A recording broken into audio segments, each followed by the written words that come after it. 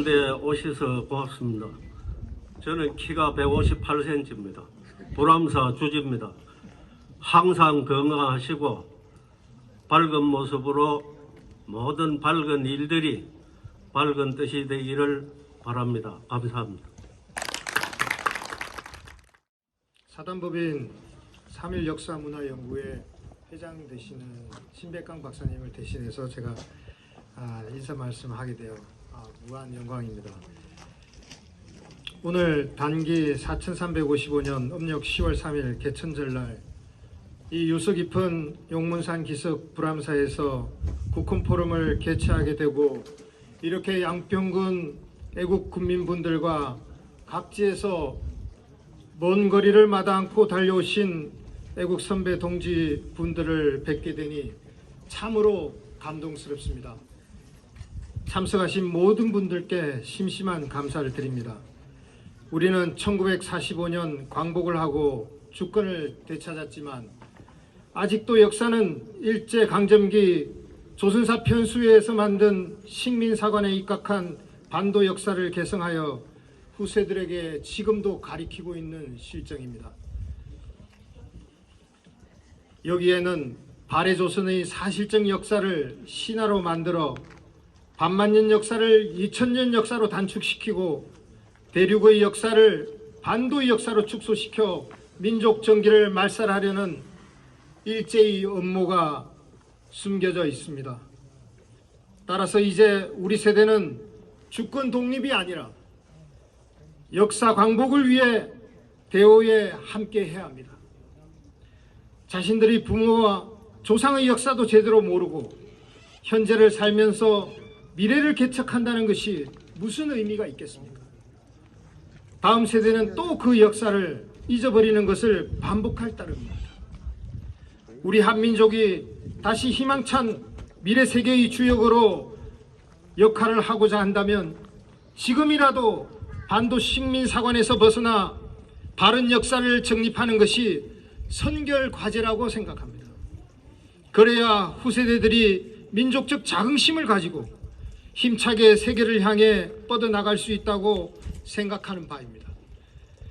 국부를 넘어 국혼을 되찾는 것이 시대적 과제로 대두되고 있는 지금 우리 사단법인 3.1 역사문화연구회는 국헌포럼을 통해 국민들과 함께 역사를 바로 세워 민족혼을 일깨우는 일에 앞장서고자 합니다. 감사합니다.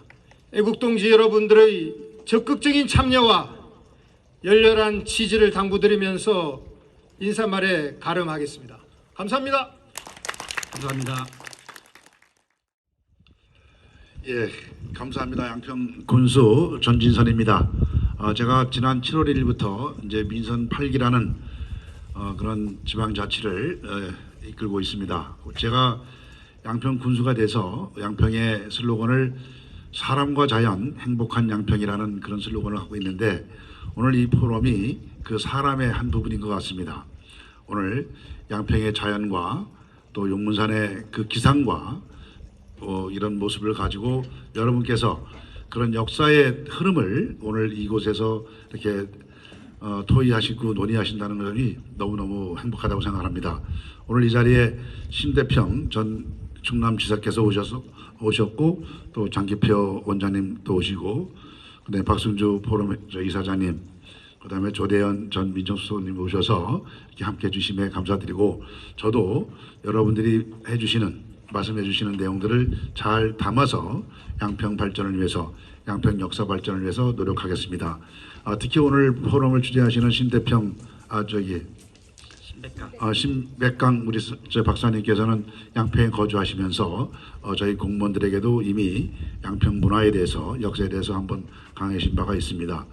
제가 우리 신백강 박사님을 잘 모시면서 우리 국가의 그런 역사를 잘 배우도록 하겠습니다. 오늘 좋은 시간 되시기 바랍니다. 고맙습니다.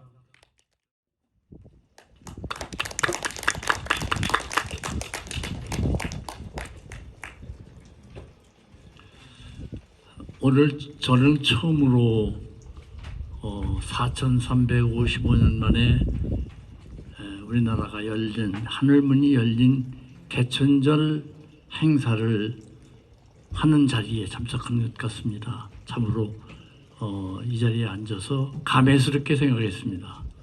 그리고 3.1 역사문화연구회가 주관하고 신박강 회장님께서 이 우리 역사 중에 가장 중요한 민족혼, 국가의 혼에 관해서 말씀을 해주신다고 그래서 우정 참석을 해서 저도 축하의 말씀을 드리게 된 것을 매우 영광스럽게 생각합니다.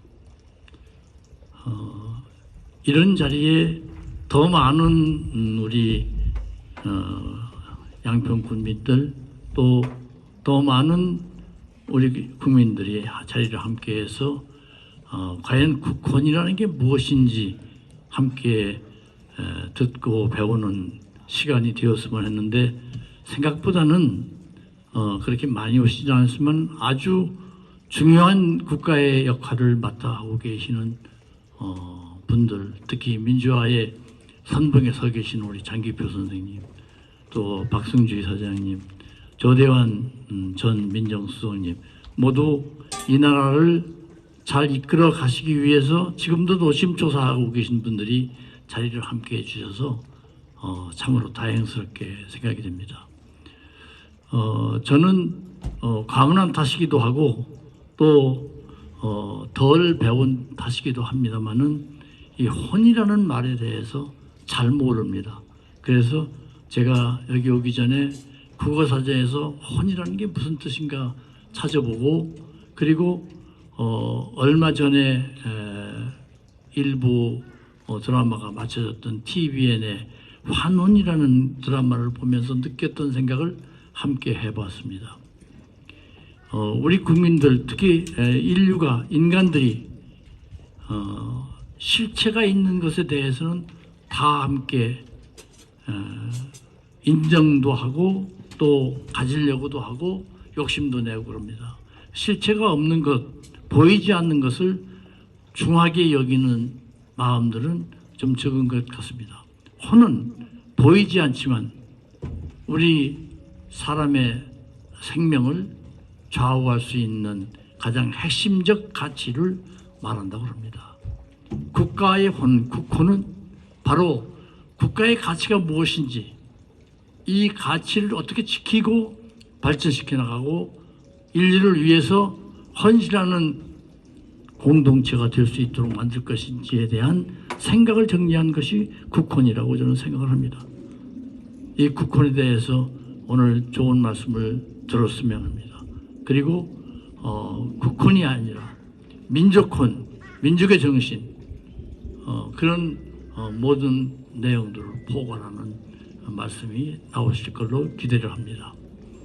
제가 충남 도지사를 할 때 이 행정의 기본을 인본과 경영에 두었습니다. 인본 행정 중에 특히 충남 정신이라는 충남의 5대 정신을 세워서 눈에 보이는 충남의 발전 모습을 경영 행정에 담고 그리고 눈에 보이지 않는 충남의 정신을 발양시켜서 지역 발전을 주도해 나가는 선도해 나가는 핵심 가치로 만들어 보자 노력을 했었는데 지금도 그 충남 정신 발양 운동이 각 충남의 지역에서 전개되고 있는 것을 보면서 국혼이야말로 우리가 함께 새롭게 가치를 만들어 가야 할 이 시대의 정신, 이 시대의 가치라고 새삼스럽게 느껴보는 시간이 되기를 바랍니다. 진심으로 이러한 포럼을 주관해 주시는 신백강 박사님께 감사의 말씀을 드립니다. 고맙습니다. 아유, 감사합니다. 여러분 날씨가 참 좋죠. 네. 정말 오늘 저도 여기 온 것이 너무너무 다행스럽습니다. 계절적으로도 참 좋고 또 햇빛도 또 잘 쬐이고 또 위치도 정말 좋네요. 또 여기 오신 여러분들도 다 이 계절, 이 장소, 또 이 햇볕에 어울리는 분들이다 생각돼서 귀한 분들을 한 자리에서 많은 분들을 뵙게 돼서 저도 굉장히 기쁩니다. 그런데 이 국헌 포럼은 아시는 바와 같이 우리 신백강 박사님이 주도하고 계신데 여기 오신 분들은 다 우리 신 박사님에 대해서 다들 좀 알고 계시겠지만 제가 좀 강조하는 의미에서 제가 우리 신백강 박사가 얼마나 소중한 분인가 하는 것을 제가 한번 간단히 말씀드리겠습니다. 우리 신백강 박사는요, 정말 여기도 제목도 그렇지 않습니까? 역사를 바로 세워 국헌을 살리자. 이 국헌을 살리려 그러면 역사를 바로 세워야 됩니다. 그런데 아까 우리 이태율 부회장님께서 말씀하셨지만 이 식민사관 때문에 우리 역사가, 그것도 가장 중요한 부분의 역사가 훼손되어 있습니다. 즉 고조선 역사가 훼손되어 있습니다. 이 훼손된 고조선의 역사를 아주 실증적인 자료에 기초해서 이걸 회복하신 분이 우리 신백강 박사입니다. 예. 특히 이 청나라 때 중국의 모든 고전들을 다 정리한 책이 있습니다. 책이라고 말하기보다 이 사고전서라는 책이 있는데 그게 뭐 80만 권이랍니까 800만 권이랍니까 저는 상상도 안 되는 그 많은 저서를 거기에 나오는 우리 이 고조선 말하면 조선과 관련된 역사 부분을 다 실정적으로 확인을 해가지고 이 고조선을 복원해냈습니다. 아직도 우리 역사를 말하면 식민사관에 물들은 사람들이 지배하고 있기 때문에 교과서에 완전히 실렸는지는 모르겠습니다만 이미 다 책으로 우리 신백강 박사가 쓴 책으로 다 이게 지금 고조선 역사가 복원됐습니다. 이 고조선 역사의 복원은 말하자면 우리의 민족의 뿌리인 역사를 복원했다는 점에서도 굉장히 중요하지만 고조선은 우리 민족은요 말하자면 건국이념, 홍익인간, 이화세계라고 하는 그 어떤 나라도 이 건국이 그냥 힘으로 건국이 돼가지고 뭐 그때부터 학문이 발전하고 이러지 건국의 시조가 이런 고상한 이념, 홍익인간 모든 사람에게 널리 이익되게 하고 이보다 더 중요한 것은 이화세계입니다. 이 세상을 우주의 섭리, 자연의 이법에 따라서 운영되게 하고자 하는 그런 정말 숭고한 이념을 가지고 우리 조선을 건립한 것입니다. 그 홍익인간, 이화세계, 제세유화라고도 합니다만 그런데 이 정신을 복원하기 위해서는 고조선이 복원돼야 되는 겁니다. 그 작업을 우리 신백강 선생님이 말하면 증거에 기초해서 하셨는데 우리 다 함께 한번 박수로 한번 경하에 맞이합니다. 근데 이것이 말하면 우리 역사적으로 중요하지만 오늘 이 시대에 참으로 중요합니다. 왜? 우리 사회가 물질적으로 굉장히 발전한 것 같지만은 우리 심대병 아까 전 지사님께서도 말씀하셨듯이 혼이 없는 국민이 되어 있습니다. 국혼이 문제가 아니라 개인의 얼이 다 빠져 있습니다. 이게 문제입니다. 정말로요 물질적으로 지금 뭐 국민소득이 3만 4천 달러 그러는데 5만 달러 10만 달러 뭐 그럴 될 리도 없지만 100만 달러가 되어도 제정신을 가지지 못하면 절대로 행복하게 살 수가 없습니다. 제정신을 가져야 되는데 그 가지게 하는데 가장 중요한 것이 뭐냐? 국혼입니다. 국혼. 우리가 이 국혼을 바로 세우고 그 의미를 확인하고 그리고 대중적으로 국민적으로 확산함으로써 정말 우리 대한민국이 정말 행복한 나라가 될 수 있도록 저는 해야 된다고 생각합니다. 그런 점에서 우리 국헌 포럼과 또 우리 신백강 박사님의 역할이 대단히 중요하고 이 역할을 수행하시는데 여기 오신 우리 모두가 함께 하실 것을 다짐하십시다. 감사합니다. 감사합니다.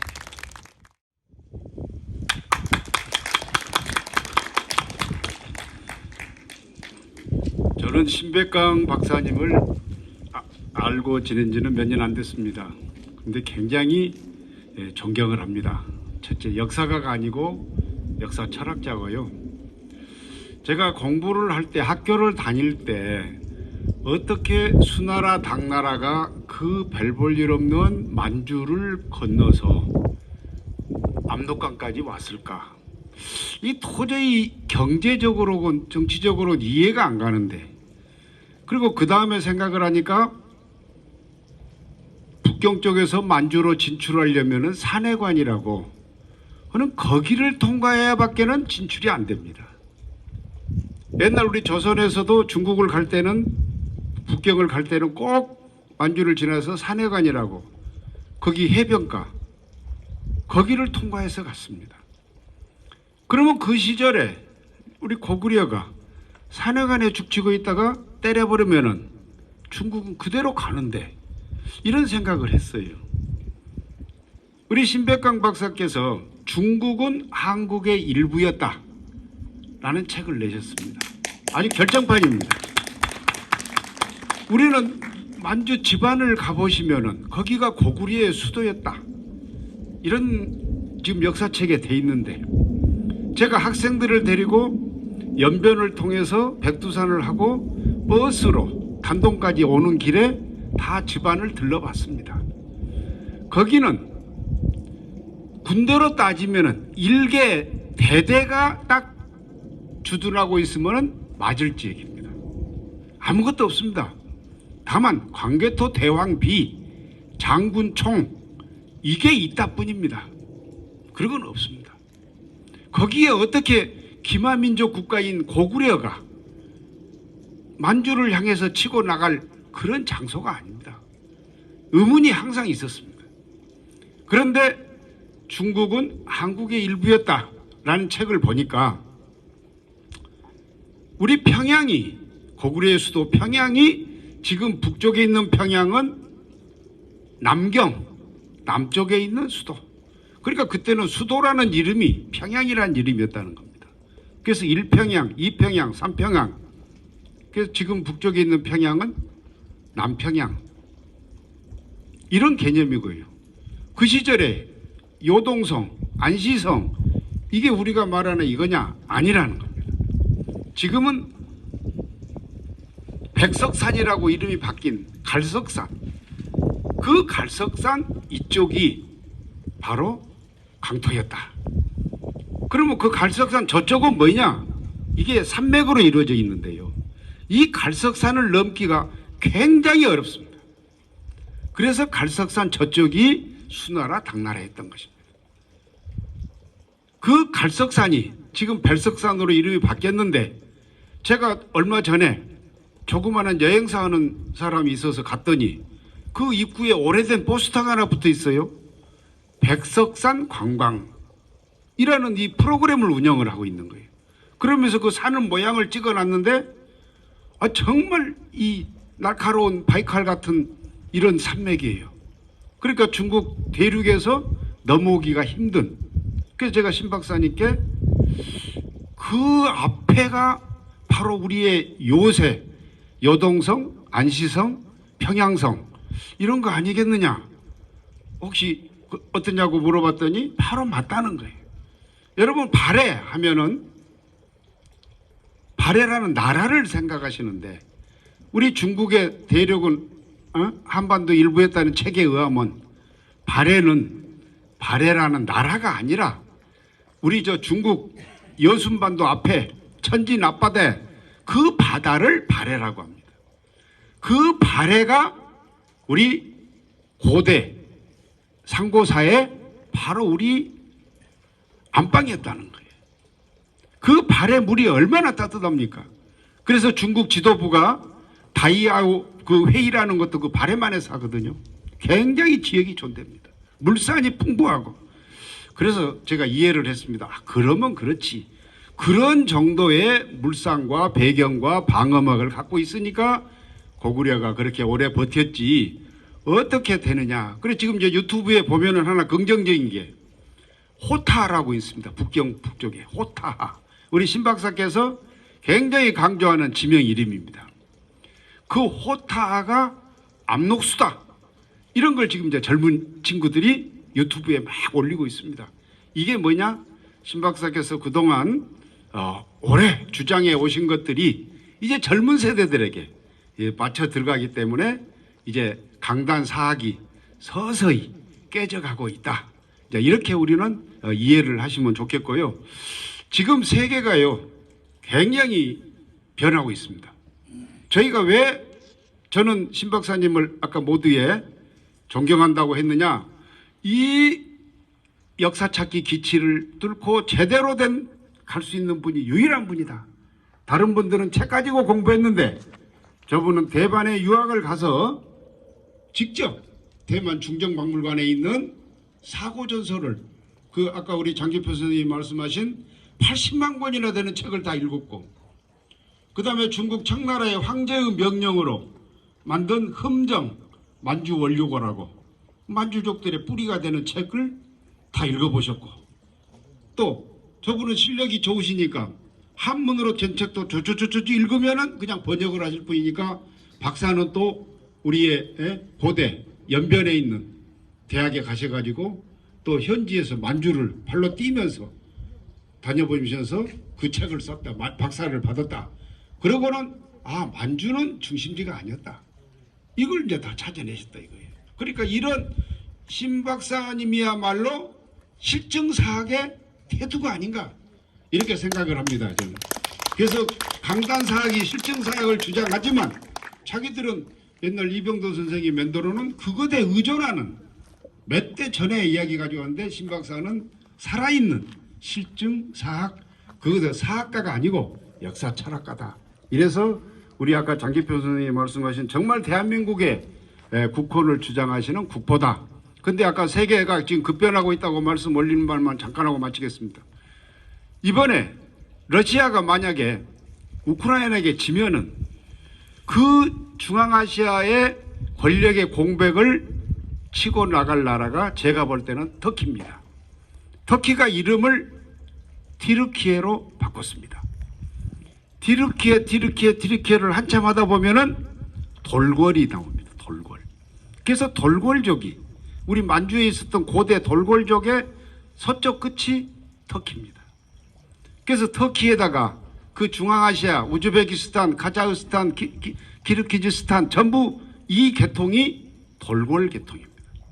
근데 서쪽에 있는 터키가 가장 좋아하는 동쪽의 국가 어느 나라겠습니까? 대한민국이요. 맞습니다.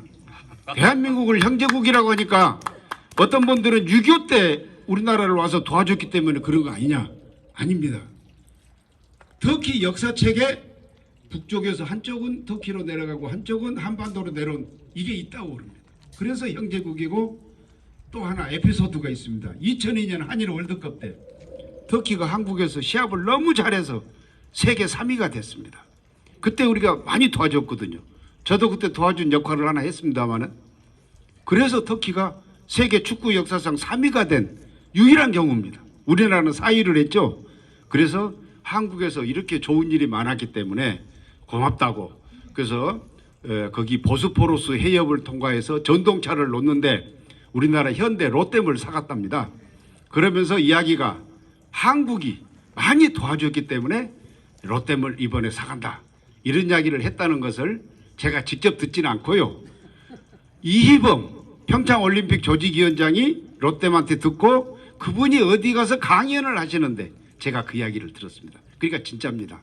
하여튼 이런 정도의 그렇게 될 때 우리 차세대들이 세계 경영을 해야 될 거 아니겠습니까? 그러려면은 우리가 과거에 상고사에 세계 경영을 했다. 중국이 우리가 말로만 동이족이라고 하는 게 아니라 진짜로 중국의 동쪽이 한국의 일부였다. 이것을 우리 차세대들에게 알려주어야 그 차세대들이 세계 경영을 자부심 갖고 자존심 갖고 자긍심으로 해나가지 않겠는가. 그런 취지에서 저는 신백강 박사님을 진정으로 존경한다는 말씀을 올리면서 이상 마치겠습니다. 감사합니다. 아유, 이 시간 감사합니다.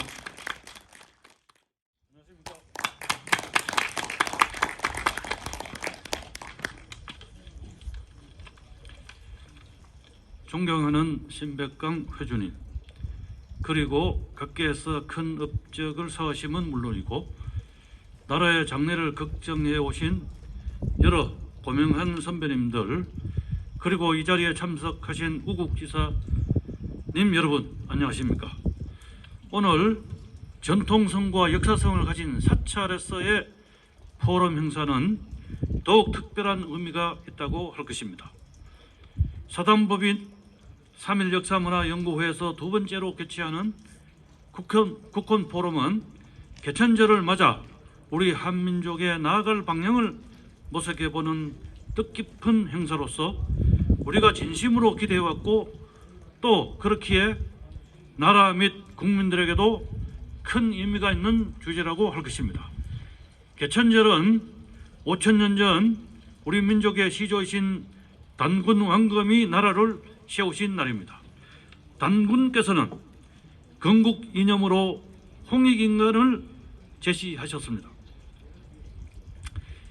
한자로 더할 익자는 노익장, 부익부 등 용리에서 보듯이 과거보다 현재, 현재보다 미래가 더 많아지는, 더 좋아지는 것을 의미합니다.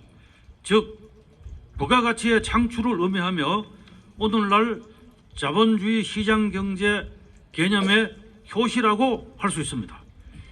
그렇기에 공동체를 갈라치게 하고 한쪽 편이 다른 한편을 승리하여 전리품을 챙기는 제로섬 게임을 뜻하는 이득 이자와는 본질적으로 구분됩니다. 아직도 국제공산주의 세력의 명맥을 유지하면서 일당 독재를 통하여서 다수 국민들을 통제하려는 시도는 인류의 궁핍화를 초래하는 것으로서 우리가 면밀히 경계하고 단호히 배격되어야 할 것입니다. 우리 국민은 우리 영토 한반도 위에 존재하며 한반도가 존재하는 한 그 영토 위에 우리 국민은 영원하고 또 번영할 것입니다. 번영하지 못하는 나라와 국민은 무가치하고 타기되어야 할 것입니다. 번영된 한반도 국민이야말로 우리의 현실적 목표가 아닐까요? 물론 고조선에 방대하던 영토를 잊어서는 안 되겠지만 현실적인 여건을 감안한다면 한반도라도 굳게 지켜 나가야 할 것 아닌가 하는 현실적인 생각을 해봅니다. 그런 의미에서 사실상 분열되어 있는 우리의 현실은 서글픈 일입니다. 동서 지역 갈등과 이념 갈등이 중첩적으로 겹친 동서 이념 복합 갈등의 존재는 우리는 솔직히 인정하면서도 이것을 극복하지 않고서는 국론 분열과 국력 분열로 인하여 통일신라 이전에 삼국 분립 상태를 면치 못한다고 저는 우려합니다. 고조선 이래 우리의 역사는 연속성 위에서 면면이 이어져 왔습니다. 역대 정부 중 임시정부의 법통을 바로 이어받았다고 주장하는 정부도 있었으며 김대중, 노무현, 문재인 정부만을 정부라고 인정하는 역사관도 존재합니다. 이러한 역사관은 단절 분열의 역사관으로서 단호히 배격되어야 합니다. 그리고 건국의 개념과 관련하여 단군 할아버지께서 건국하면서 우리의 건국은 완성되었다고 생각합니다. 더 이상의 건국 논쟁은 있을 수 없습니다. 단지 왕조의 교체, 정치 체제의 교체만이 존재할 뿐입니다. 당연히 국민을 양성하는 역사교육 역시 역사의 연속성을 강조해야 할 것입니다. 그렇지 않고서는 역사관만 단절되는 것이 아니라 민족이 단절되고 국민이 분열되고 서로 갈등하고 내부 전쟁까지 불사하게 될 것이라고 우려합니다.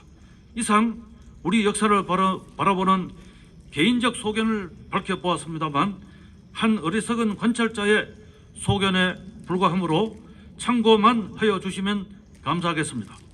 아무쪼록 우리 포럼이 흩어지고 숨어버린 우리의 민족혼을 불러내고 우리의 역사 인식을 통일하고 번영의 나라로 나아가는 기폭제가 되기를 간절히 바랍니다. 모든 분들께서 건강하시고 나날이 발전하시길 기원합니다. 감사합니다. 대단히 감사합니다. 국혼을 기치로 포럼을 개최하는 것은 강보고 처음 있는 일입니다. 오늘이 개천절 이렇게 날씨가 좋은데 정말 개천절 나라를 연 날 같습니다. 국보를 넘어서 국혼을 세우는 것이 시대적 과제이고 이 과제를 어떻게 풀어갈 것인가에 대한 공감대를 형성하고 그 실전 방향을 공유하고자 이 자리에 함께 하셨습니다. 문제의 키를 풀어주실 이 시대 최고의 석학 신백강 박사님을 모시고 개천절에 생각하는 한민족의 나아갈 방향이라는 주제 발표를 듣도록 하겠습니다. 큰 박수로 맞아주시기 바랍니다.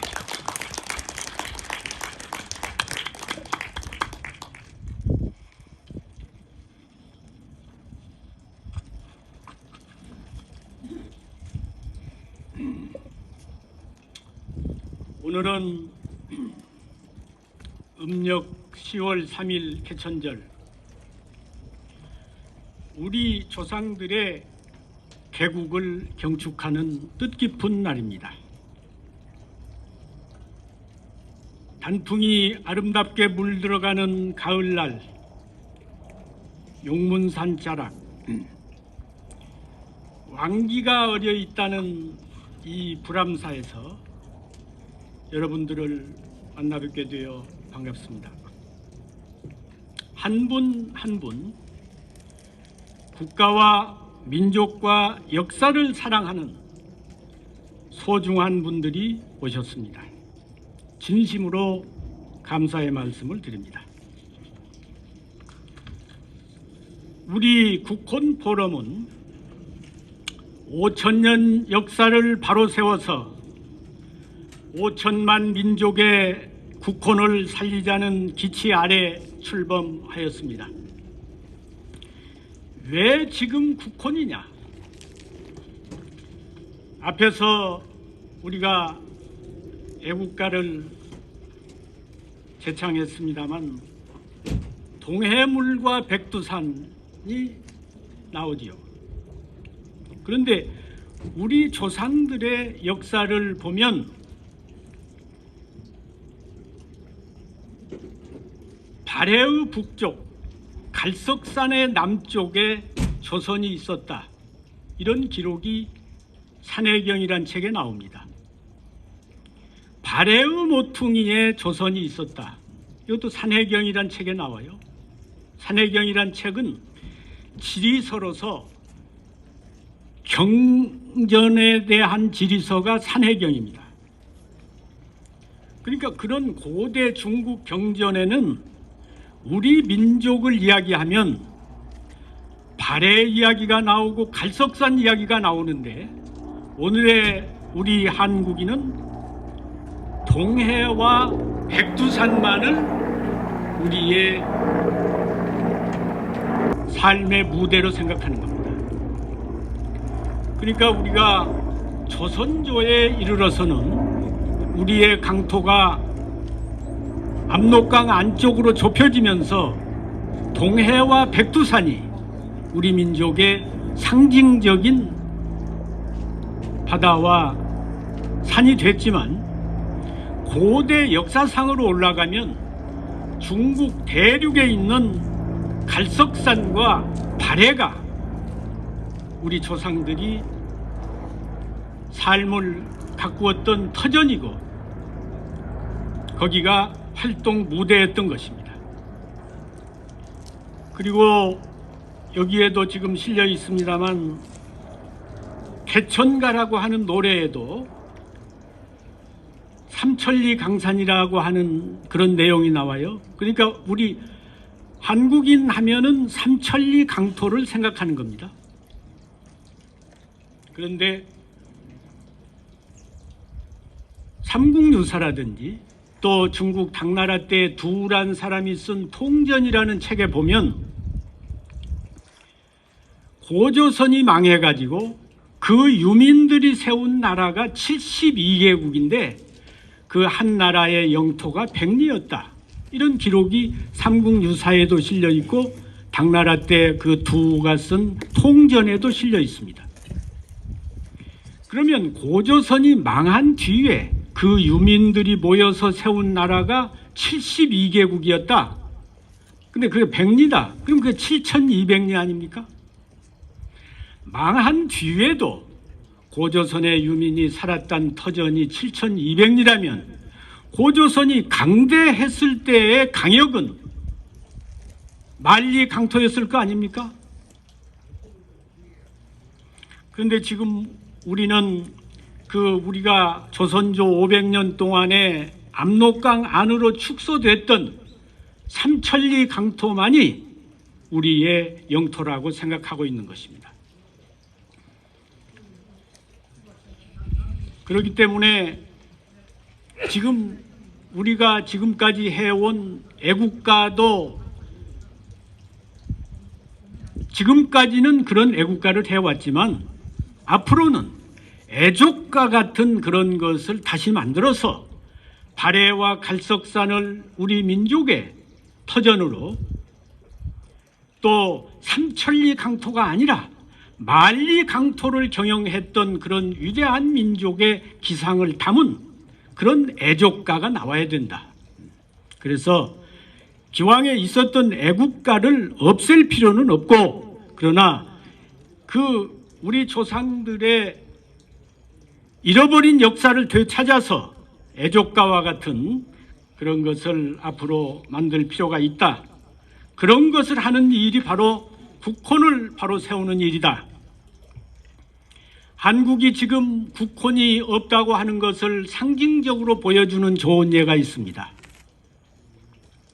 중국의 시진핑 주석이 미국 대통령 트럼프를 만나가지고 한국은 역사상 중국의 일부였다. 그것을 세계적으로 공표를 했습니다. 그러니까 중국에서 공산당 영도자들하고 저녁 먹으면서 이렇게 주담으로 한 말이 아니고 세계적으로 공식적으로 세계에다가 반포를 했다 이 말이야. 한국은 옛날에 우리 속국이었다. 그런데 거기에 대해서 대한민국의 정부나 학계나 언론계나 제대로 반박 성명 한 번 한 사람이 있습니까? 예를 들어서 이웃집에 한 여인이 있는데 그 이웃집에 있는 남자가 저 여자는 옛날에 우리 집의 하녀였다. 내가 데리고 살던 첩이었다. 그러면 거기에 대해서 그 여인이 그냥 말 한마디 않고 그냥 있으면 그건 뭐가 됩니까? 그걸 인정하고 수긍하는 게 되잖아요. 그 사실이 아니라면 그건 사실이 아니라고 미국 대통령을 만나서 하진 못하더라도 우리 반박 성명이라도 내야 될 거 아니겠습니까? 그렇기 때문에 그것은 우리 한국인이 지금 국혼이 얼마나 죽어 있는가를 상징적으로 보여준다고 생각하는 것입니다. 오늘은 개천절이기 때문에 먼저 이 개천절의 의미에 대해서 설명을 하려고 합니다. 나라를 연 날이면 개국절이라고 해야 될 텐데 왜 개천절이라고 했느냐? 개천은 하늘을 열었다는 얘기란 말이죠. 그 뜻이. 그런데 이제 개국과 건국이 다릅니다. 개국은 한 번 하는 거예요. 최초로 나라를 연 분이 개국한 거예요. 그 다음에 뭐 고구려, 백제, 신라 이건 계속 건국하는 거죠. 그런데 삼국유사에 의하면 엄연히 환인의 아들 환웅이 지상에 내려와서 신실을 개국했다고 돼 있는데 삼국유사에 의하면 그 환인이 인간이 아니라 저 제석천이라고 하는 하느님이라고 그렇게 해석을 했어요. 이련 스님이. 근데 이련 스님은 불교의 스님입니다. 그러니까 불교 인도 불경 가운데 석재 환인이라고 한 분이 나와요. 근데 이제 이 이련이가 삼국유사에 쓴 환인, 환웅, 단군 이야기는 이련이 그때 창조해서 쓴 게 아니고 고려 시대까지 전해 내려온 우리 민족의 역사책이 있었습니다. 거기에 환인, 환웅, 단군 이야기가 나오는 거예요. 근데 거기에 나오는 환인에다가 불교의 석재 환인이라고 하는 분이 있으니까 이 한국 역사에 등장하는 환인은 불교의 제석천 하느님이다. 이렇게 주석을 달았다 이 말이야. 해석을 달았어. 본래 고려 때까지 전해 내려온 우리 민족의 역사책에는 그런 말이 없는데 그 환인을 저 하느님 나라의 제석천이라고 하면서부터 이게 하늘나라 이야기가 된 거예요. 사실은 환인은 우리말로 하면 환한 분, 환한이, 우리 민족은 태양을 숭배한 광명을 숭배한 민족이니까 신석기 시대의 시족 시대 아닙니까?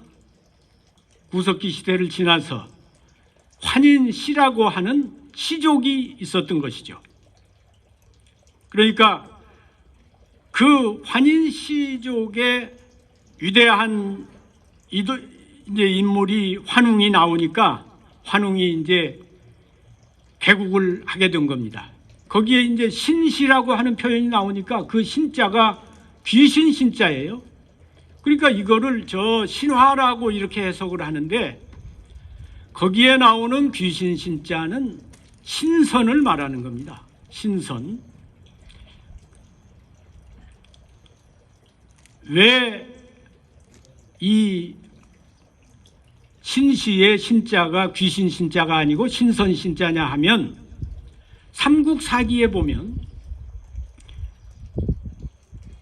이 평양은 선인 왕검이 사시던 곳이다 그랬거든요. 그러니까 우리 단군 왕검은 선인이라고 했다 이 말이에요. 신선선자. 그러니까 중국에서는 위대한 인물들을 성인이라고 했지만 우리 민족은 위대한 인물을 성인이 아니라 선인이라고 했습니다. 그렇기 때문에 신선 사상이 한국 사상이에요. 그래가지고 이 선사, 그러니까 환인, 환웅, 단군 이런 분들은 성인이 아니라 신선이란 말이야. 그러니까 그분들이 세운 나라 이름도 신시가 되는 거지. 그러니까 귀신의 나라, 하느님의 나라가 아니라 이 땅에 세운 나라인데 신선의 나라라 이 말이야. 그래서 그 불교의 대표적인 서적은 이련의 삼국유사고 유교의 대표적인 서적은 삼국사기인데 이 우리 한국의 고유사상인 신선사상으로 맥을 내려온 책이 선사라는 책이 있었습니다. 신선선자 역사사자. 그 말도 최치원이 우리의 그 역사가 선사에 상세히 기록되어 있다고 삼국사기에 다 나와요. 선사에. 그러니까 여기에 말하는 개천은 개국의 다른 표현이다. 그러면 이 하늘천자를 어떻게 해석해야 되느냐? 하늘나라를 열었다는 천상의 의미보다는 대학에 보면 치국평천하라는 말이 있잖아요. 그러니까 천자 하나를 썼는데 그거를 천상으로 해석할 수도 있고 천하로 해석할 수도 있는 거예요.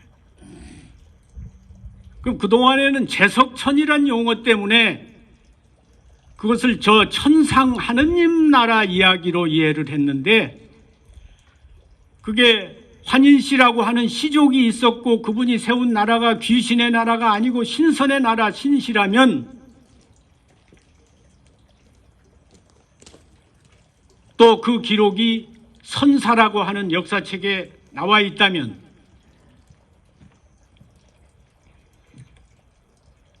그것은 천상의 이야기가 아니라 천하를 말하는 것이고, 개천은 하늘을 열었다, 천상을 열었다는 말이 아니라 천하를 열었다는 의미가 되는 겁니다. 그래서 이런 용어의 개념이나 의미가 지금 제대로 정리가 안 되어 있다 보니까, 광복 이 개천절날 나와가지고 총리가 경축사를 할 때에도 단군을 시조라고 했다가 국조라고 했다가 이렇게 혼동을 합니다. 단군을 국조라고 하면 시조가 될 수가 없는 거죠. 최초로 나라를 세운 분인데 나라가 하루아침에 이루어집니까? 나라를 세우기까지는 거기에 노마가 하루아침에 이루어지는 게 아니잖아요. 그러니까 우리 민족의 시조는 환웅이고, 우리나라를 개국한 할아버지는 환웅이고, 고조선을 건국한 국조는 단군인 것입니다. 그래서 앞으로 이런 것도 이렇게 정립을 해야 될 필요가 있다고 생각합니다. 그리고 이 개천절은 지금 우리가 여러 가지 절자를 넣어가지고 국경일로 기리는 날이 있습니다만, 이 역사가 가장 깊은 우리 민족의 명절이 개천절입니다. 예를 들어서 부여에는 무천 행사가 있었어요. 10월 상달에 하는 겁니다. 무천이란 말은 춤출무 하늘천이에요. 천재를 지내면서 춤을 추면서 그 날을, 조상이 개국한 날을 경축했기 때문에 무천이라 그랬어요. 그걸 언제 했느냐? 음력으로 10월 상달에 했다 이 말이에요. 또 고구려 때에는 동맹이라고 축제를 했는데, 그러니까 그 할아버지가 나라를 건국하신 그날 모여가지고 민족적인 축제를 하면서 함께 이 미래를 어떻게 이끌어 나갈 것인가에 대한 그런 것을 다짐을 했기 때문에 동맹이라, 맹세할 맹자를 썼던 겁니다. 그리고 백제에서는 그 국경일을 영고라 그랬어요. 그러니까 이 조상들을 맞이해서 제사를 지내는데 먼저 북을 쳐가지고 그거를 경축하고 또 같은 백성들끼리 즐기고 했기 때문에 영고라 했던 것입니다.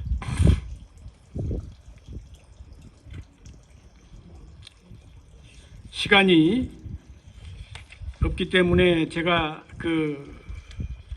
개천절에 대한 설명은 그 정도로 하고, 또 하나 우리가 이 단군을 시조로 해서는 안 되는 중요한 이유가 하나 있습니다. 중국에서 동북공경을 하는데 중국 한족의 시조는 황제 헌원이라고 합니다. 한족들의 시조를. 그리고 중국 한족의 국조는 하나라의 운임금입니다.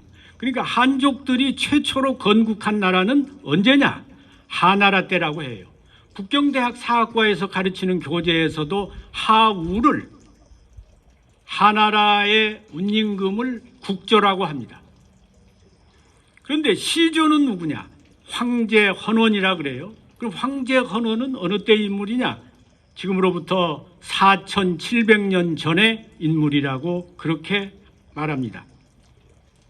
그런데 우리가 4300년 전에 단군을 시조로 하게 되면 중국의 시조 황제보다 300~400년이 뒤지게 됩니다. 그러면 동북공정의 논리에 의하면 우리가 단군이 황제 헌원의 소수민족이 되게 되는 겁니다. 그렇기 때문에 단군은 고조선의 국조고 우리나라를 개국하신 환웅이 계신데 그동안 이 환웅을 저 하늘나라의 제석천왕의 아들이라 해가지고 인간으로 취급을 안 하는 바람에 그 역사가 전부 사라졌는데 선사시대로 취급했는데 환웅이 실제 지상에 내려와서 신선의 나라를 건국했다는 것이 삼국유사를 통해서 분명히 증명이 되고 또 그것이 고고학적으로도 내몽골 적봉시 홍산문화를 통해서 증명이 되고 있습니다. 그러니까 앞으로 이러한 문제를 이건 얼마나 중요한 문제입니까? 시조가 누구냐, 나라를 처음에 연 분이 누구냐, 최초로 그 나라를 세운 분이 누구냐, 이런 것이 개념 정리가 안 돼 있는 거예요. 그러니까 이런 것들을 하나하나 세워 나가는 것이 국헌을 세우는 겁니다.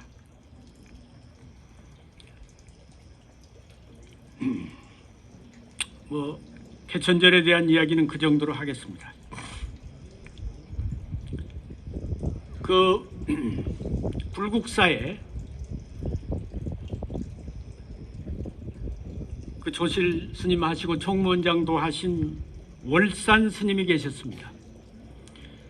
저도 여러 불교의 고승대덕을 많이 만나봤습니다만 그 월산 스님이 제가 만나본 분으로는 아주 선지가 높은 분이었어요. 학승이 아니고 이분이 저에게 글자 4자를 붓으로 써주셨습니다. 투출건곤. 그러니까 이 뚫고 나간다고 할 때 여러분 그 지금 거기 13페이지를 보십시오. 제 논문이 거기 실려 있습니다.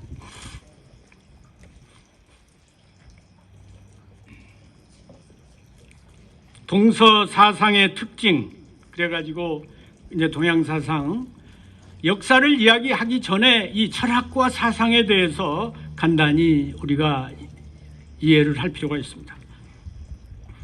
투출건곤 하늘과 땅을 뚫고 나가라 이거야.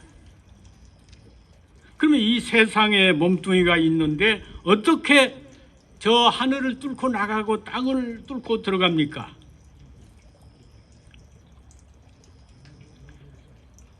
그러니까 이 세상에 부귀 공명에 집착하는 한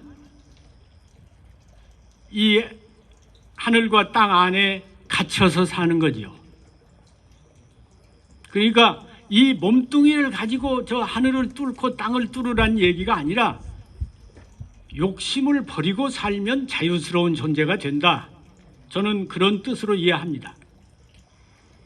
그러니까 이 세상 밖에서 세상을 바라보라. 그런 뜻입니다. 저는 그렇게 이해를 합니다. 그러니까 이 불가는 인도 사상인데 이 인도의 불가 사상은 인간의 마음을 다스리는데 초점을 맞춘 거죠. 그러니까 8만 대장경이 그 많은 경전이 있는데 한 글자로 요약하면 마음심 한자라는 거 아닙니까? 그 일체 유심조다. 모두가 다 마음이다. 근데 유가는 이게 중국 사상인데 우리가 문화라는 말 쓰잖아요. 문화. 지금 우리가 쓰고 있는 여러 용어들 뭐 정치니 경제니 문학이니 철학이니 이런 용어들은 옛날부터 써오던 용어가 아닙니다. 다 일본 사람들이 만든 용어예요. 또 서양 경제 같은 말은 서양의 이코노미를 번역한 겁니다. 번역한 용어. 문화라는 말은 우리 동양의 고유한 용어입니다. 그게 인문화성, 주역에 나오는 말이에요. 그러니까 인간이 만든 것이 문화예요.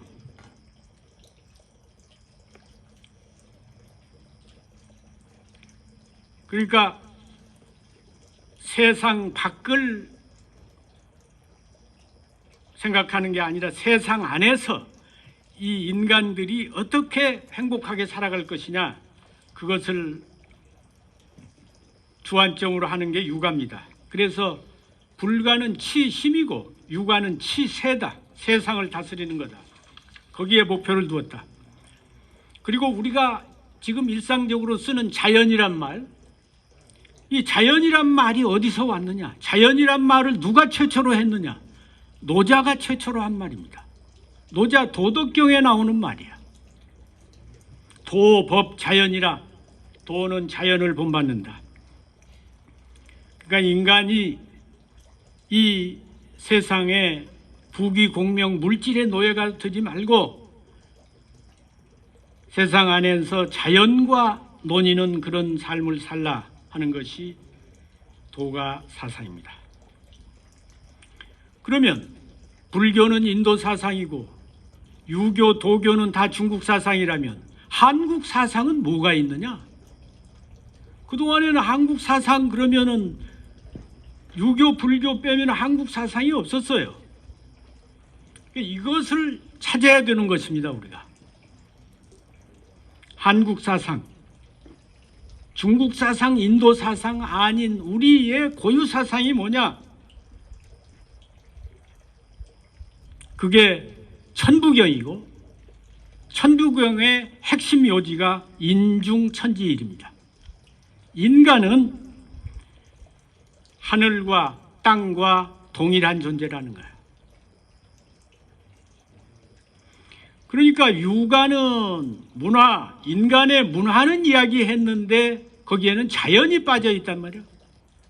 도가에는 자연은 들어가 있는데 인간이 빠져 있습니다. 이 인간과 자연이 어떻게 하면 서로 하나로서 함께 행복하게 잘 살아가느냐, 이것이 우리 한국 사상, 신선 사상인 것입니다. 그거는 이제 과거의 사상이고 현대 사회를 이야기하면은 자본주의, 사회주의는 다 서구에서 온 사상입니다. 그런데 이 서구에서 온 사상이 서구에서는 지금 이념 문제가 그렇게 첨예하지 않은데 이 조그만한 한반도에 와가지고 남쪽은 자본주의를 하고 북쪽은 공산주의, 사회주의를 하면서 여기 와서 아주 첨예하게 대립을 하고 있어요. 그래서 지금 이게 마지막으로 남은 자본주의, 사회주의 대결장입니다, 이게. 그러면 이 우리 민족의 고유한 주의가 있을 거 아닙니까? 우리 민족이 뭐 5,000년 역사를 가졌다면 우리 민족은 어떤 정신을 가지고 정치를 해왔느냐 이 말이에요. 우리 민족의 건국 이념이 홍익인간 아닙니까? 그동안에는 일본 정신 그러면 사무라이 정신, 중국 정신 그러면 중화 정신, 자기들이 중심이라고 하는, 한국 정신 그러면 선비 정신이라고 하는 사람도 있고, 그게 명확하지 않았어요. 그게 잃어버린 겁니다. 한국 정신은 홍익인간 정신입니다. 이 홍익인간 정신이 조선조 일제 35년을 거치면서 4대 식민사관이 형성이 되면서 우리 거를 잃어버린 거예요.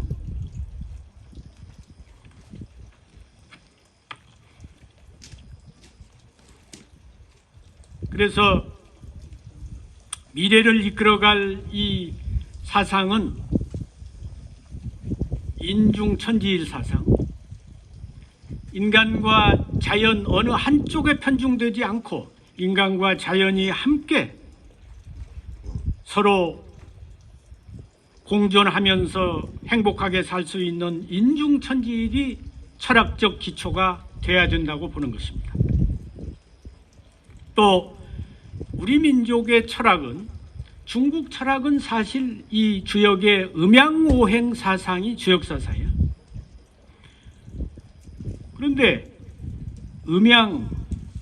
음과 양은 그게 이제 사상이 되고, 음이 소음, 태음, 양이 소양, 태양, 이렇게 해서 4개가 된다 이 말이야. 그 사상이 또 8개, 8개로 변해요.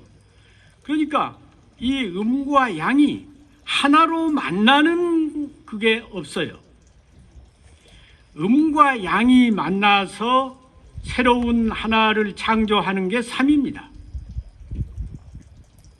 그러니까 음과 양이 양극으로 계속 이렇게 분열을 일으키는 게 아니라 음과 양이 만나서 새로운 하나를 창조하는 이 삼일철학,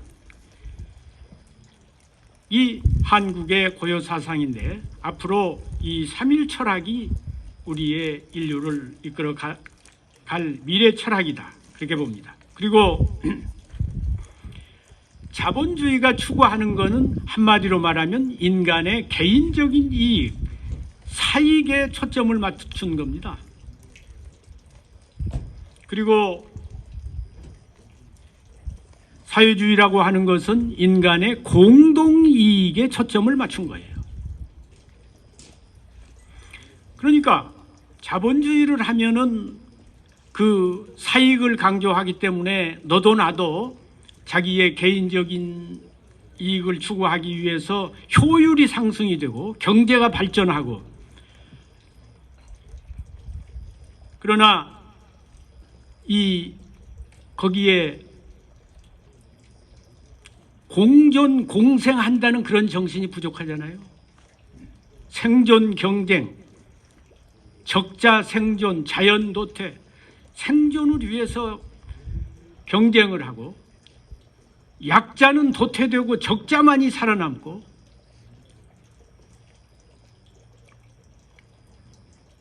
그래서 약자와 강자가 같이 사는 이런 논리가 부족하다 이거예요.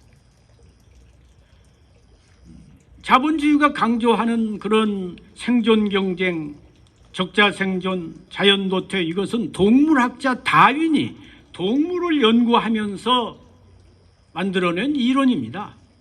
그러니까 동물 세계에는 생존을 위해서 경쟁만 하지 생존을 위해서 상부상조를 안 하지요.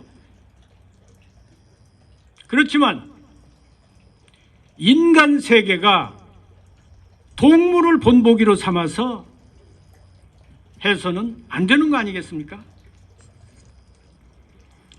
이 홍익인간, 홍익주의는 홍은 널리 함께 공유하라는 겁니다. 함께 살라는 거예요. 혼자만 잘 살지 말고 함께 같이 잘 살라는 거예요. 그러나 지금 공산주의가 왜 몰락을 했느냐면 같이 잘 살자 해서 모택동이가 밥도 같이 먹고 농사도 같이 짓고 이렇게 하다 보니까 자기 집 채소밭은 열심히 가꾸는데 나와서 이 일은 서로 안 하려고 한다 이 말이야. 그러니까 경제가 망가질 수밖에 없는 거 아닙니까? 그래서 그 인간의 사익을 추구하는 욕구를 아예 단절시켜버리면 안 된다는 거예요. 홍익의 이익은 사익을 추구하는 겁니다. 그러나 그 사익을 자기 혼자서만 누리지 말고 함께 나누라. 그러니까 자본주의의 사익정신과 사회주의의 공익정신을 함께 가지고 있는 것이 홍익정신입니다. 그게 홍익주의예요. 그래서 이 홍익주의야말로 자본주의와 사회주의를 대체할 수 있는 그런 위대한 정신을 가지고 있는 미래를 이끌어갈 주의다, 이렇게 보는 것입니다. 역사 발전의 법칙을 보면 역사는 뭐냐? 변화 두 글자로 이야기할 수 있습니다. 역사는 끝없이 변화합니다. 서양의 경우에 그리스 히랍 시대에서 로마 시대로, 로마 시대에서 영국 시대로, 영국 시대에서 오늘날은 미국 시대가 됐어요. 그러면 미국 시대도 계속 미국 시대가 되는 게 아니라 또 변화하는 거지요. 그 20년, 30년 후에는 이 세계의 주역이 바뀝니다. 동양을 보면 동양은 발해 문명과 황하 문명으로 나뉩니다. 발해 유역에서는 홍산 문화, 고조선, 상나라, 요나라, 금나라, 원나라, 청나라 이런 나라들은 전부 발해 유역에서 있었습니다. 황하 문명은 하나라, 아까 한족의 첫 국가 하나라, 또 서주, 주나라, 그리고 진시황의 진나라, 유방의 한나라, 당태종의 당나라, 송나라, 명나라 이런 나라들은 전부 수도가 저 섬서성, 서안, 장안, 낙양 이쪽 아닙니까? 이게 황하의 중류예요. 그러니까 아까도 얘기했습니다만 우리 민족의 고대사로 올라가면 발해 이야기가 나오는데 그 발해 문명의 주역이 홍산문화고 고조선이고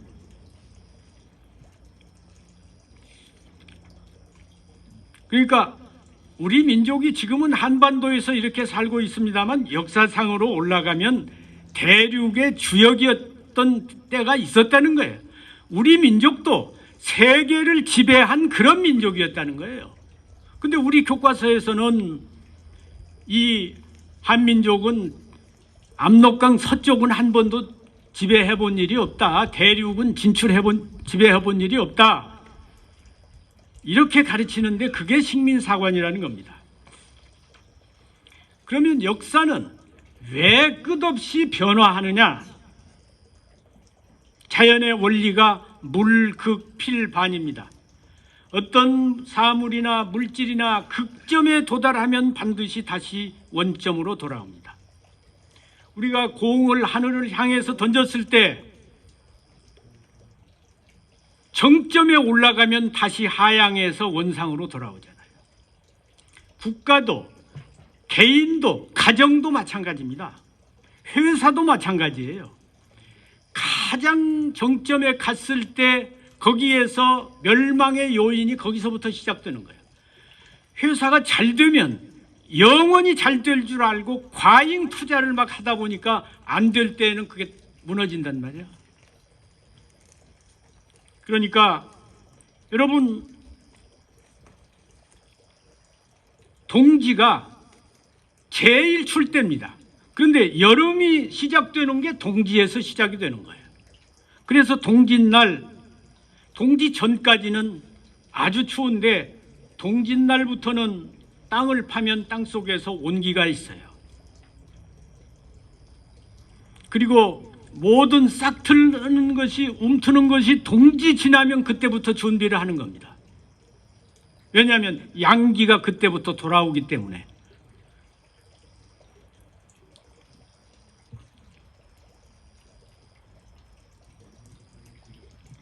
그러면 오늘 우리가 살고 있는 이 시대는 어떤 시대냐? 저는 저뿐만 아니라 세계 학자들이 아시아 태평양 시대가 된다. 아시아 태평양 시대다. 그러니까 서양 역사를 보더라도 지중해에서 시작을 해가지고 대사형 시대가 되어가지고 지금은 중심축이 태평양으로 오고 있다 이거예요. 그래서 아시아의 4마리 용을 이야기하는데 한국이 그 선두주자 아닙니까? 그러면 이 태평양 시대, 아시아 태평양 시대의 주역이 누가 될 것이냐?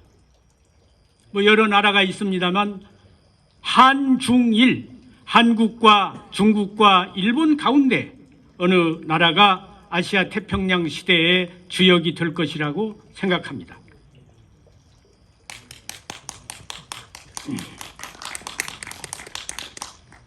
그런데 중국은 정치 체제를 공산주의를 하고 있습니다.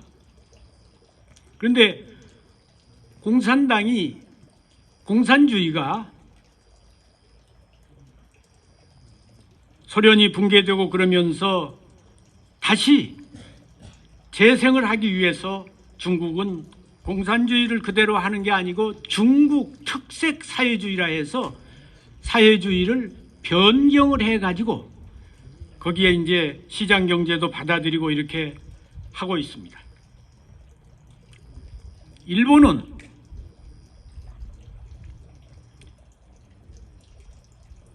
사실은 경제적으로 상당히 경제 대국으로 한때 올라섰습니다만 지금 경제가 다시 내려가고, 또 제가 볼 때에는 일본의 가장 약점은 지금까지도 천황제를 하고 있다는 겁니다. 그러니까 그 사람들은 어떻게 보면 시대 변화에, 역사의 발전 법칙이 변화인데 시대 변화에 제대로 따라가지 못한다. 이번에 코로나 사태 났을 때도 봤지 않습니까? 그걸 뭐 전부 손으로 수기를 해가지고 그걸 대처를 했다고 그러니까 한국은 자유민주주의라고 하는 이런 제도를 통해서 경제도 발전하고 민주화도 됐습니다만 국론이 아주 분열이 되어 있고 국토가 아직도 분단이 되어 있습니다. 그래서 한국, 중국, 일본이 다 장단점이 있습니다만 저는 앞으로 아시아 태평양 시대는 중국 몽과 한국 혼의 대결이 될 것이다. 이렇게 생각합니다.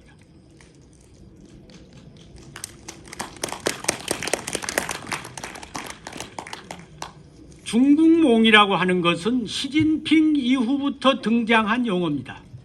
그전에는 중국에 그런 용어 자체가 없었어요.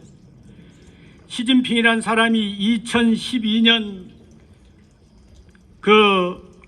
공산당 제18차 전국 대표 대회 이후부터 시진핑의 지도사상, 정치 이념으로 중국몽을 주창하기 시작했습니다. 그러면 중국몽이 간단히 말하면 뭘 하자는 거냐? 2049년이면 중국 건국 100주년이 됩니다. 중국 건국 100주년이 되는 2049년에 가서 중국이 지금은 G2인데 미국을 제치고 세계의 제1등 국가가 되자. 그래서 시진핑이 내건 기치가 중화민족의 위대한 부흥, 이게 중국몽 시진핑의 꿈입니다. 그럼 그걸 해가지고 뭘 어떻게 하자는 거냐? 부강한 국가, 민족 진흥, 인민 행복, 인민이 행복하고 민족이 진흥하고 부강한 국가, 이런 국가와 민족을 만들어서 세계 제1의 국가를 만들겠다. 이것이 중국 몽인 것입니다. 몽으로 끝납니다. 그러나 지금 공산당이 일당 독재를 하고 있습니다. 이 자본주의가 겉으로 보면 혼란스러운 것 같으면서도 한국도 겉으로 보면 굉장히 날마다 싸우고 금방 난리가 날 것 같은데 그렇지 않는 것은 사실은 이게 오히려 부패를 방지하는 방부제 역할을 하는 겁니다. 경제의 속성이 뭡니까? 경제의 속성을 한마디로 말하면 부패예요.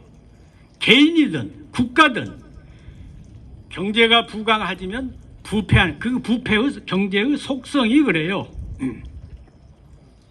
그런데 중국이 공산주의를 하면서 시장 경제를 받아들여 가지고 경제가 자꾸 올랐으면서 잘 살게 됐다 이거야. 그런데 일당 독재를 계속하면 방부제 역할을 할 수 있는 그런 견제 세력이 없기 때문에 결국에는 몰락의 길로 들어설 수밖에 없다.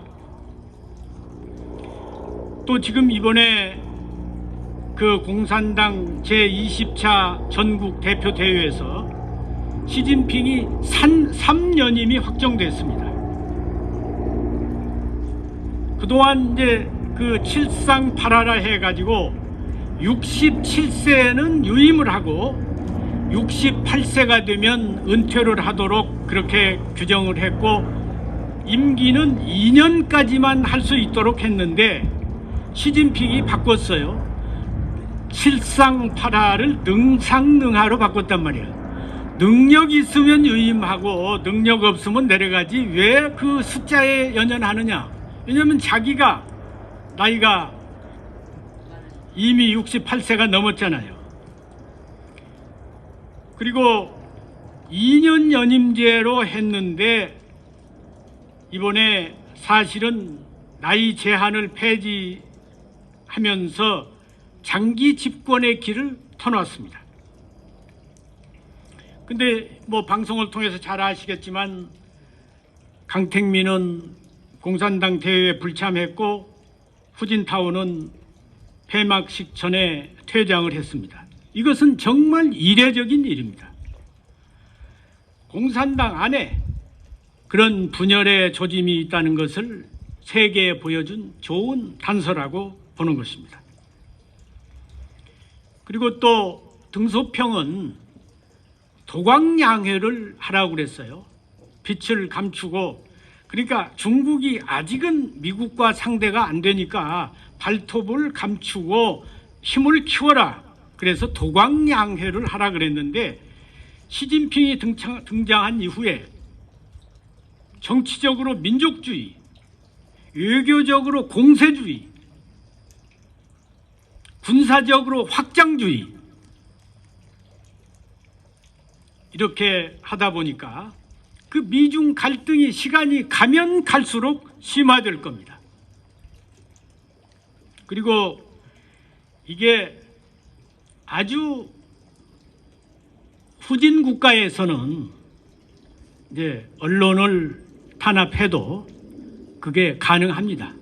그러나 경제가 만불이 넘어가면 인간의 자유 욕구가 있는데 그 언론 자유를 탄압하면 말이죠. 그게 일시적으로는 가능하지만 시간이 가면 뚝이 무너지는 날이 있다 이 말이야. 그러면 그게 감당이 안 되는 겁니다. 그래서 이번에 그 북경 시내에도 시진핑을 비판하는 현수막 같은 게 걸렸잖아요. 그런 사람은 목숨을 걸고 하는데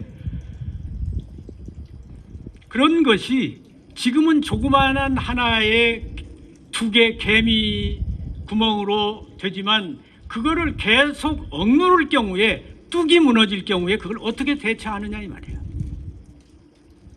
지금 중국은 언론이 있기는 있지만 전체가 관영 언론이지 공산당의 그 억압하에 있는 겁니다. 그래서 이런 문제점들을 안고 있다. 그러면 한국혼이란 뭐냐? 제가 여기서 이제 한국혼에 대해서 쭉 설명을 했습니다만 우리 한민족은 원래 우리 한민족이 그렇게 싸우기를 좋아하고 그런 민족이 아닙니다. 논어에 보면 공자가 고조선에 가서 살고 싶다. 고조선에는 군자들이 사는 나라다. 그렇게 이야기를 했거든요. 그리고 중국의 한서라든지 이런 책에 보면 고조선뿐만 아니라 그 뒤에 무슨 부여라든지 옥저라든지 다른 나라들도 전부 그것을 군자의 나라라고 그렇게 호칭을 했습니다. 산해경에 보면 이 군자의 나라 고조선 사람들은 호양부쟁이라 양보하기를 좋아하고 다투기를 싫어한다. 그런 말이 나와요. 그리고 대문을 열어놓고 살고 길에 물건이 떨어져도 누가 주워가지 않고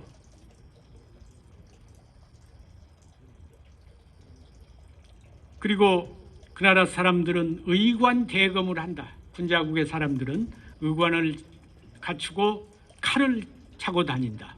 그러니까 문과 무를 다 겸했단 말이죠.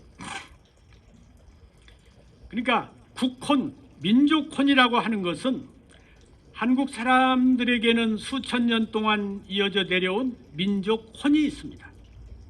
그것은 인류가 함께 공동 번역을 이룩하는 홍익인간 이념입니다. 우리 민족은 개국을 한 이유가 무엇 때문에 개국을 했느냐?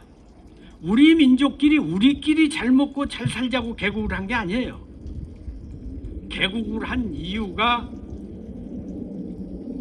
국가와 민족을 넘어서 인류를 사랑하는 홍익인간 정신에 있었습니다.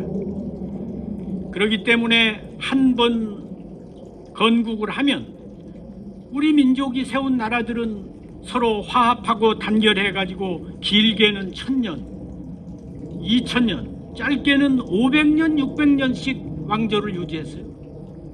그렇게 평화를 사랑하는 민족이에요. 중국 역사상 한족의 당나라, 명나라 이런 나라들이 다 300년을 넘지 않습니다.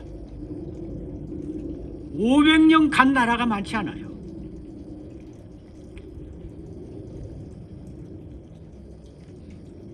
우리 민족이 양보하기를 좋아하고 다투기를 싫어한 것은 그 우리 민족의 성격이 그렇다는 거예요. 그것은 이 우리 민족의 국조 홍익인간 정신이 내려오면서 우리 민족의 체질화된 거죠. 그러니까 사람들이 양보하기를 좋아하고 다투기를 싫어하고 그렇게 된 겁니다. 또 서로 믿지 않으면 어떻게 대문을 열어놓고 삽니까? 대문을 열어놓고 살았는데 중국이 이제 한무제가 와가지고 고조선을 정벌 하면서 한사군을 설치해가지고 중국하고 교류하면서 그때부터 중국 한족의 장사꾼들이 와서 우리 고조선 사람들이 문을 열어놓고 사는 걸 보고 밤중에 도둑질 해가기 시작하니까 그때부터 문을 닫아 걸고 그랬다는 거예요. 그러니까 홍익인간 정신이 사회에 깊숙이 뿌리가 박혀 있었다고 하는 것을 우리 민족이 대문을 열어놓고 살고 서로 신뢰하고 살았던 그런 것을 통해서도 알 수가 있는 것입니다. 그러나 이제 아까도 말씀드린 바와 같이 한국이 아시아 태평양 시대의 주역이 되는데 여러 가지 걸림돌이 있습니다. 첫째, 국론이 분열되어 있고 국토가 아직도 분단되어 있고 북핵 문제가 또 있습니다. 그리고 빈부격차가 이 35,000불 시대라고 하는데 한편으로는 끼니를 해결하지 못해서 굶어 죽는 사람이 있는 게 한국 사회예요. 그러니까 배가 터져서 죽는 사람과 배가 고파서 죽는 이 간격을 어떻게 좁힐 것이냐. 그래야 자살률이 줄어들고 이혼율이 줄어들고 그럴 거 아닙니까?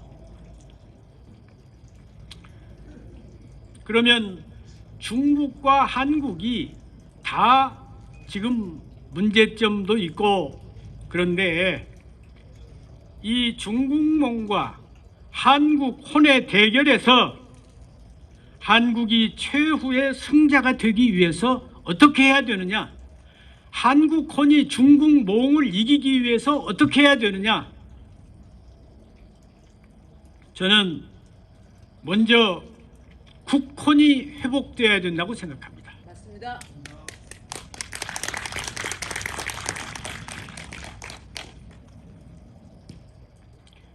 우리가 가난했을 때에는 박정희 대통령이 새마을 운동을 통해서 경제를 부흥시켰고 그걸 기초로 80년대, 70년대 민주화 운동을 통해서 민주화했습니다. 경제 발전과 민주화, 이것은 지금 한국의 민주화, 산업화, 세계가 부러워하는 나라가 됐습니다. 그러나 정신적으로 혼이 없는 그런 나라가 되어 있기 때문에 한국인이 행복하지 않습니다. 예를 들어서 이번에 카카오 사태를 보십시오.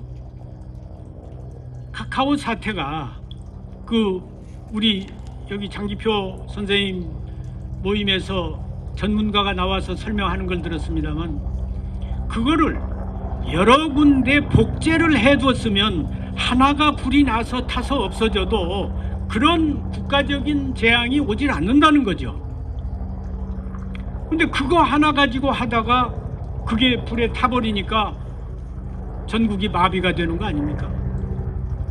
아니, 조선조와 같은 그런 지금으로부터 수백 년 전에도 우리의 그 사료, 조선왕조실록이라든지 이런 거를 보관하기 위해서 사고를 전국에다가 말이지 4개, 5개씩 지어가지고 그때 뭐 인쇄술이 있습니까? 복사술이 있습니까?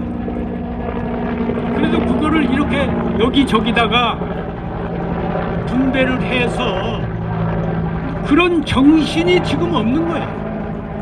그러니까 기업은 글로벌화, 세계화 돼 있는데 정신은 콩나물 장사 수준인 거예요. 기업가 정신이 없는 겁니다. 거기에 한국 혼, 국혼이 들어가 있질 않은 거예요. 저는 한국이 중국 몽을 이기려면 기업가뿐만 아니라 정치가, 학자, 종교인 이 혼을 살리는 이것이 첫 번째 급선무고 그게 전 국민 운동으로서 일어나야 된다 그렇게 생각합니다.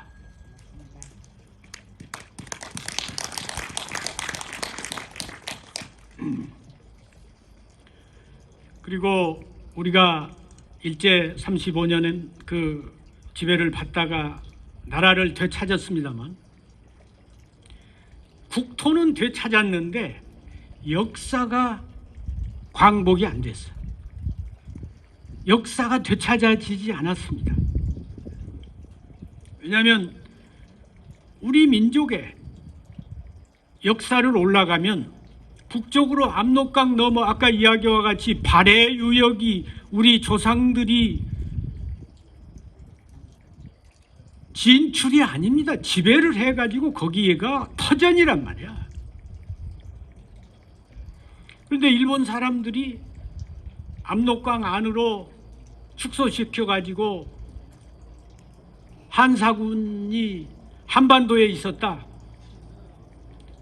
한 무제가 고조선을 멸망시켜가지고 2000년 전에 한반도에 식민정부를 설치했다. 일본이 처음 한반도를 지배하는 게 아니라 식민 지배하는 게 아니라 2000년 전부터 한족 한 무제가 한반도를 식민 지배했다. 그래서 발해 유역의 발해 조선, 발해 고구려, 발해 백제의 역사가 사라진 거 아닙니까? 또 남쪽으로는 가야의 역사가 있었습니다. 가야.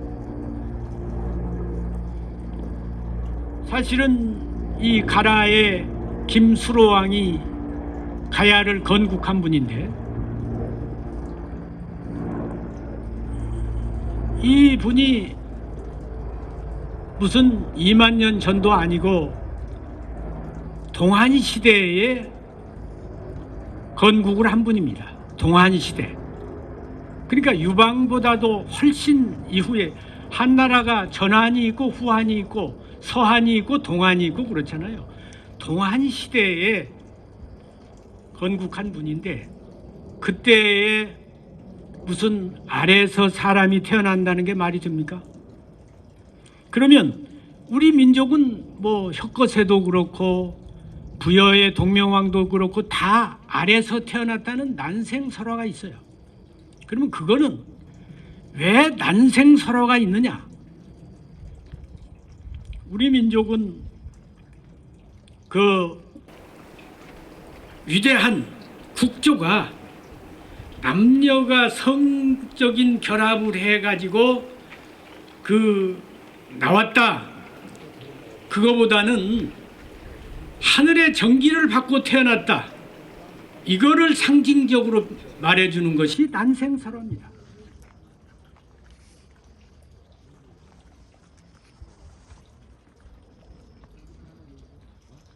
그런데 이제 가야사가 그게 신화고 또 그때 국가라고 할 수가 없고 부족 시대다. 부락을 만들어서 이렇게 한 거지 국가가 아니다.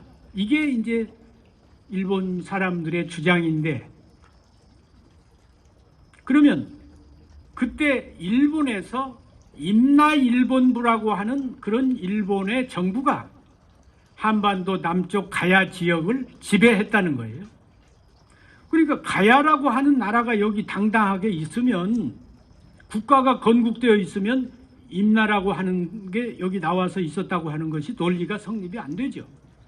가야라고 하는 국가가 제대로 된 국가가 없었기 때문에 일본의 임나 정부가 1300년 그 가야가 있을 때 임나부가 있었다고 이렇게 이야기를 하는 게 일본의 사관이에요.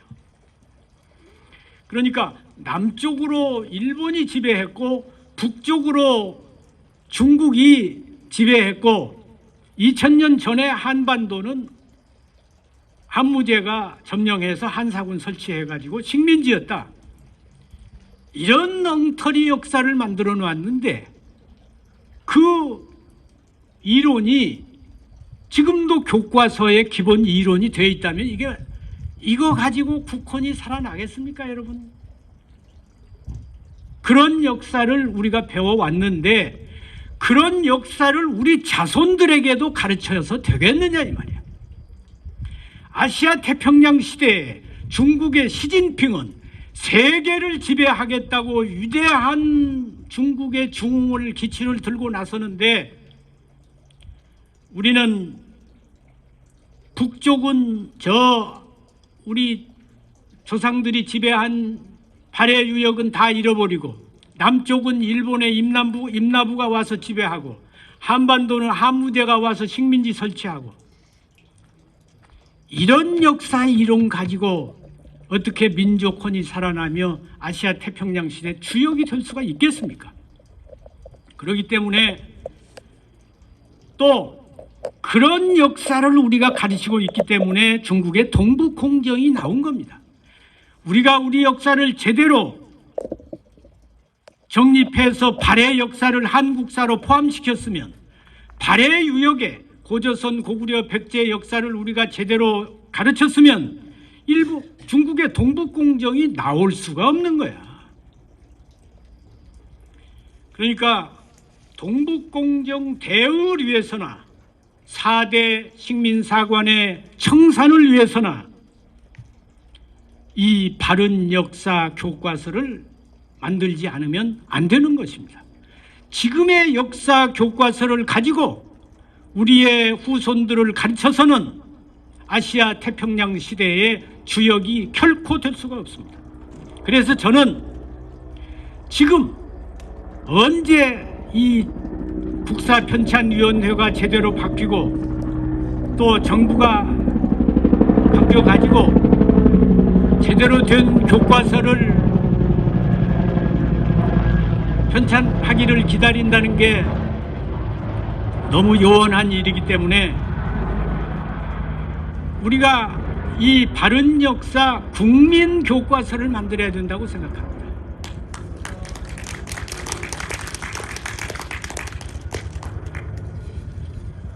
그래서 이 학생들에게도 가르치지만 지금 이 시대를 살고 있는 국민들도 우리 역사를 지난 시절에 우리가 잘못 배워온 역사를 제대로 인식할 수 있는 그런 국민 교과서를 편찬해야 된다, 그렇게 생각을 합니다. 예.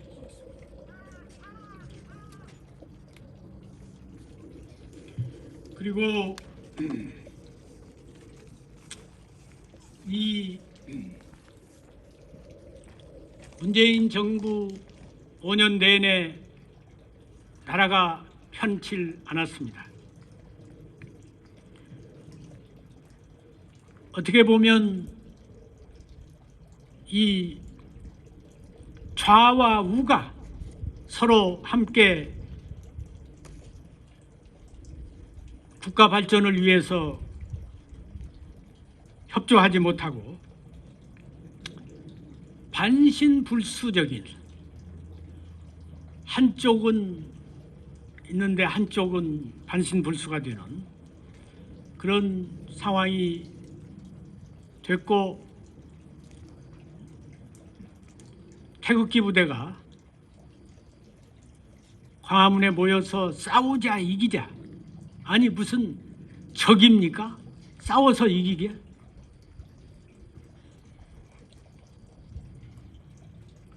저는 우파가 집권을 하면 좌파가 반대를 하고, 좌파가 집권을 하면 우파가 반대를 하고. 정상입니다. 그래서 이 국가가 이제 국민들이 좌파가 집권하니까 혼란스러우니까 조금 안정되기를 바라서 우파에게 정권을 물려준 것 같은데 다시 또 마찬가지로 돌아가잖아요. 제갈량이 나와도 수습이 안 됩니다. 그럼 어떻게 해야 되느냐? 촛불 세력, 태극기 세력, 이 둘을 품고 갈 수 있는 국혼 세력이 나와야 됩니다.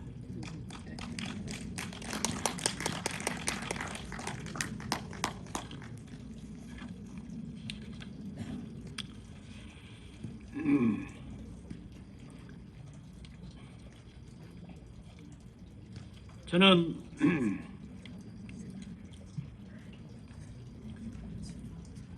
이 최소한 국혼 회복 운동을 전국적으로 우리가 하고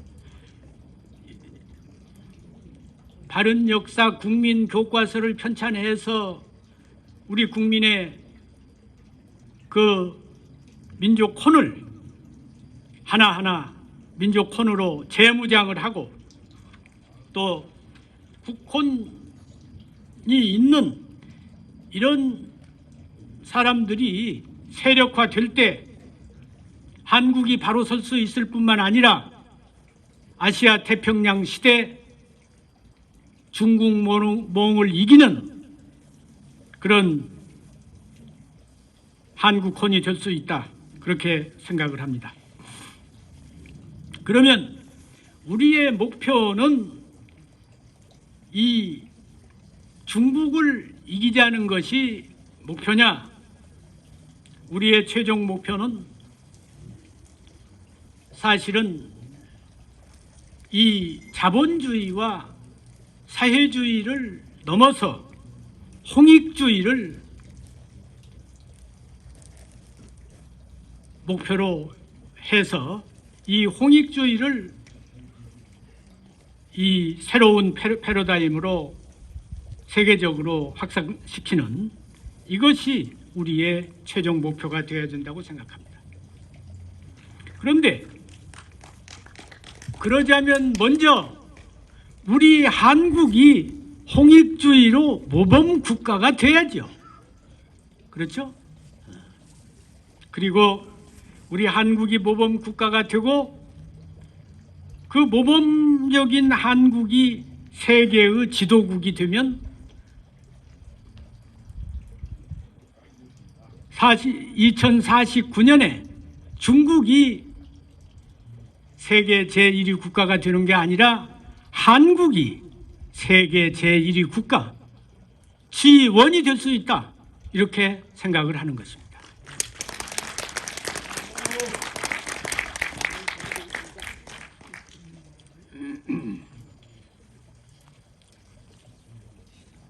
그러면 이 중국이 영토 면적으로 보면 960만 킬로미터, 한국보다 100배가 더 큽니다.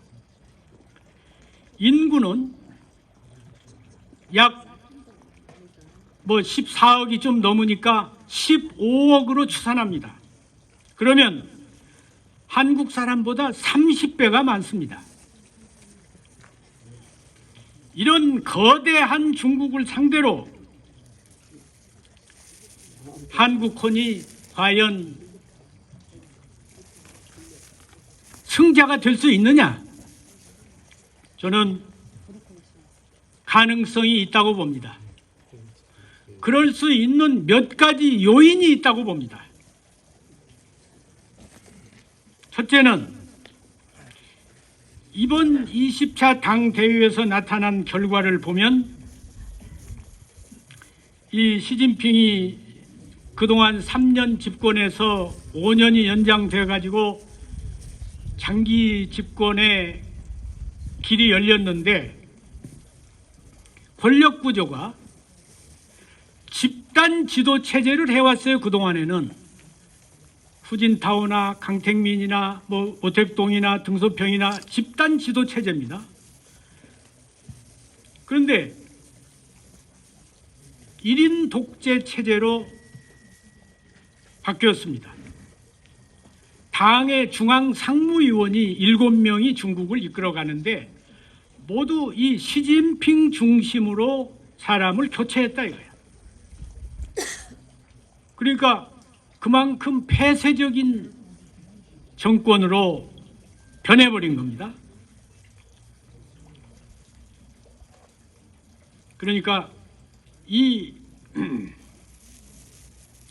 1인 독재 체제를 가지고 부패하지 않는 나라가 없습니다. 그러면 한쪽으로 정권이 부패하죠. 또 사회주의를 받아들여 가지고 경제는 발전하는데 그게 빈부격차가 중국도 심화됩니다. 중국은 시민혁명이 아니라 농민혁명이 무섭습니다.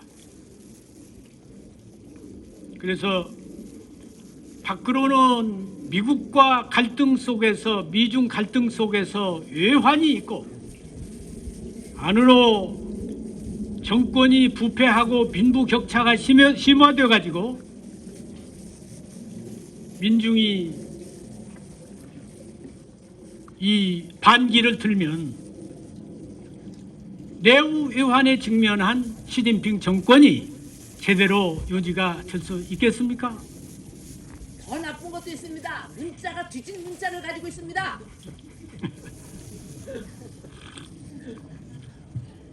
그리고 역사상에서 보면 대국이 소국을 이긴 경우가 많죠. 그렇지만 이 소국이 대국을 이긴 경우도 있고 소수가 다수를 이긴 경우도 얼마든지 역사상에 있습니다. 예를 들어서 수양제가 100만 대군을 몰고 우리나라를 침략했을 때 을지문덕 장군이 소수의 군대를 가지고 수나라의 대군을 이겼습니다. 그리고 이순신 장군은 배 12척을 가지고 일본의 300척을 이겼습니다. 그러니까 싸움이라고 하는 것은 덩치를 가지고 하는 게 아니고 그 정신무장이 얼마나 제대로 되어 있느냐, 또 그 전략을 어떻게 잘 구사하느냐, 투지가 얼마나 강하느냐, 이게 승부를 결정짓는 겁니다. 셋째, 중국이 인구는 15억에 달하지만 공산당원은 9,600만 명입니다. 그러니까 공산당을 위해서 목숨을 바칠 사람들은 1억 명이 안 되는 거예요. 그런데다가 중국은 56개 소이 민족이 모여서 만든 나라이기 때문에 어떤 변동 상황이 왔을 때 그 다른 민족들이 전부 한족의 이익을 위해서 봉사한다는 보장이 없는 겁니다. 그런데 우리 민족은 남북한 해외 동포를 모두 포함하면 8천만입니다. 8천만이 우리는 무슨 56개 민족이 아니고 모두 단군 할아버지 자손 아닙니까? 그러니까 중국보다 동포애가 강한 거야. 그래서 이 단군 할아버지의 자손들이 8천만이 동포애를 가지고 일당 백의 정신으로 합심 협력한다면 9,600만의 공산당원을 이길 수 있다, 이렇게 보는 겁니다.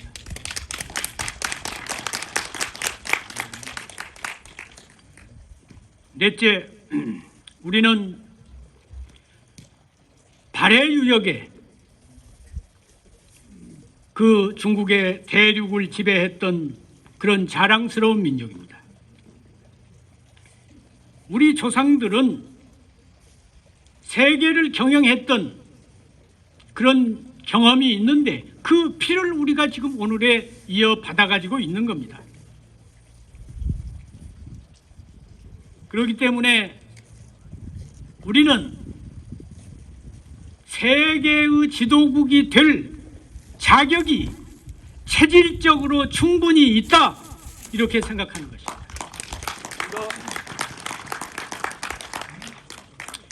이제 시간도 오래되고 끝마무리 하겠습니다.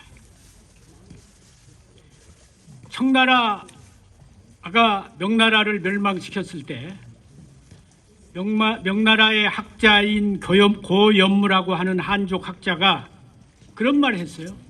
천하 흥망의 필부유책이라 천하가 흥하고 망하는데 필부에게도 책임이 있다. 이거는 군주주의 사회에서 하는 말입니다. 군주주의 사회에서는 임금이 주인이고 백성은 필부입니다. 그러나 민주주의 사회에서는 민이 주인이고 대통령, 국회의원, 장관은 주인을 모시는 하인입니다. 현실은 그렇지 않습니다.